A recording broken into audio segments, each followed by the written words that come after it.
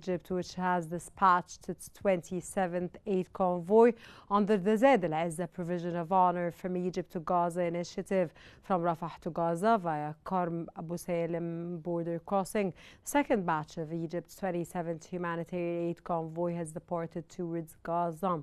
This convoy carries essential supplies including rice, infant formula, flour, oil, sugar and cheese. Trucks also transport canned meals and other things to support those in need. Despite ongoing Israeli bombardment on Gaza, efforts continue to deliver aid. However, Israel persists in blocking fuel trucks from entering the Gaza Strip. The Egyptian convoy includes aid sent from Arab and Islamic countries through Arish. Notably, this shipment contains large quantities of personnel care items, specifically for women and children, underscoring the urgent humanitarian response amid conflict.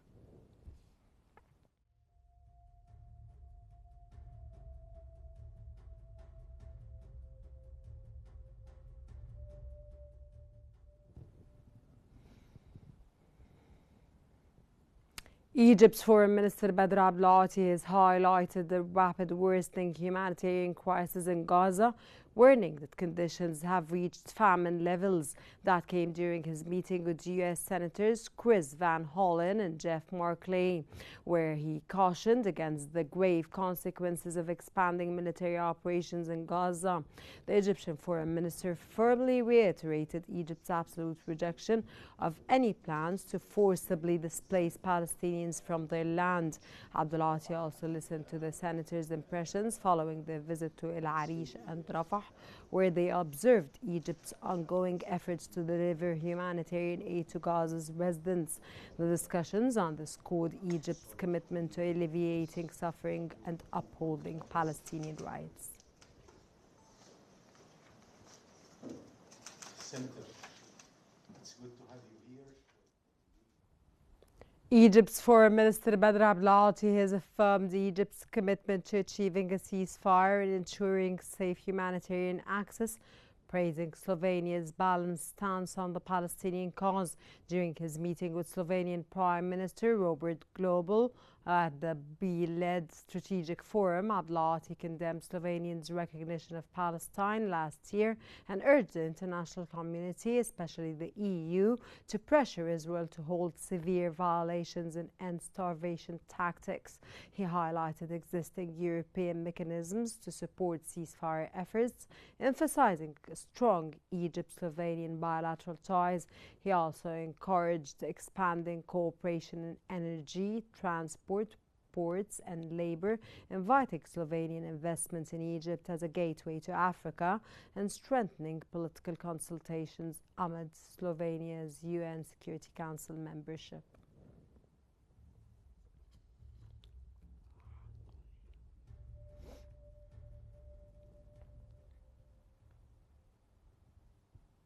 Jordan's ambassador to the Arab League, Amgad al-Adalya, has condemned the ongoing Israeli aggression and unprecedented violations against Palestinians in Gaza and the West Bank, emphasizing Palestine as the Arab world's central cause. Speaking at the 664th session of the Arab League Council, he stressed that a just, comprehensive solution is vital for regional and international peace. Al-Adalya called for robust Arab political, legal and diplomatic action to counter Israeli policies, urging global accountability. He highlighted the urgent need to protect Palestinians and uphold their right to an independent state based on the 1967 borders. Jordan pledges continued diplomatic efforts to unify Arab positions and achieve peaceful resolutions.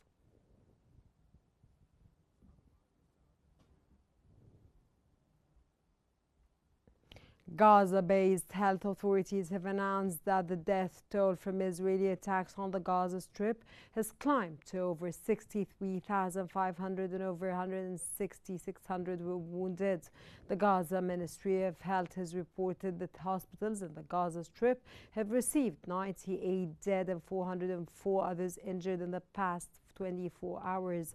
The Gaza Ministry of Health has reported that 46 were dead and 239 wounded as a result of the Israeli bombing of 8 centers in the last 24 hours. It also reported that the number of victims from the bombing of 8 centers has risen to more than 2,240 deaths and more than 16,800 wounded.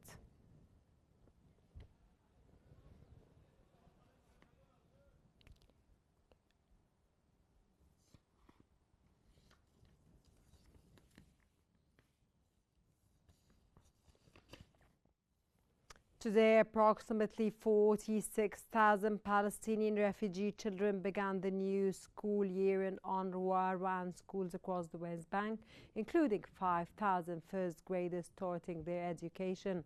UNRWA highlighted increased educational disruptions over the past 2 years, with repeated raids, vandalism, displacement and violence impact children's access to education. The agency reaffirmed its commitment to protecting the right to education and hopes all children, including those in East Jerusalem, can learn in safe, dignified environments. However, thousands remain deprived of school due to the Israeli occupation policies.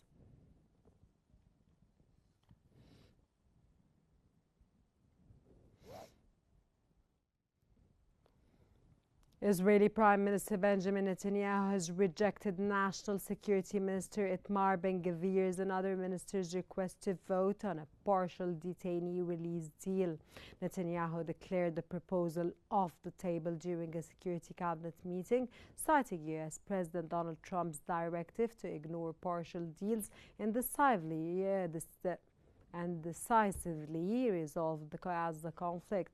Despite Netanyahu's stance, Chief of Staff Eyal Zamir proposed an impartial deal to free 10 live detainees and 18 bodies over about 60 days, negotiating a ceasefire and further releases in exchanges for halting hostilities and freeing hundreds of detainees.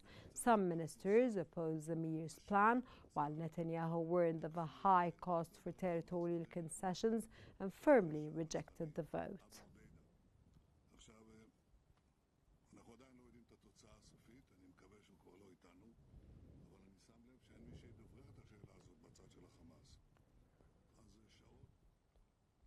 Israeli National Security Minister Itamar Ben-Gvir has announced the expansion of his controversial policy by allowing nearly 100,000 more Israelis to obtain private gun licenses, adding new cities to the eligible list.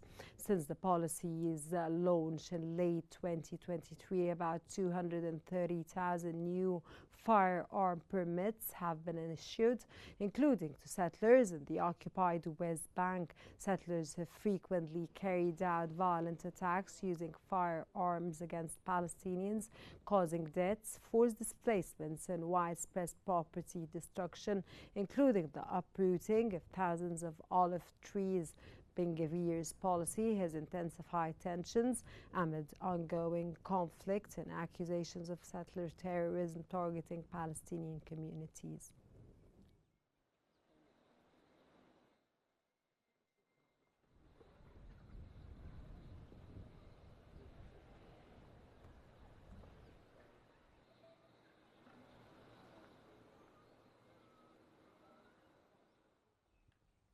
Hundreds of students across Israel protested at the start of the school year, demanding the release of detainees held in Gaza, with 17 schools in Tel Aviv closed in solidarity.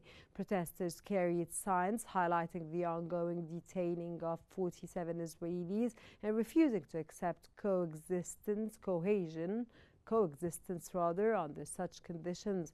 Families of the detainees demonstrated outside homes of key Israeli ministers, urging a detainee exchange deal and an end to the Gaza war. Demonstrators called for government action, emphasizing the urgency of negotiations.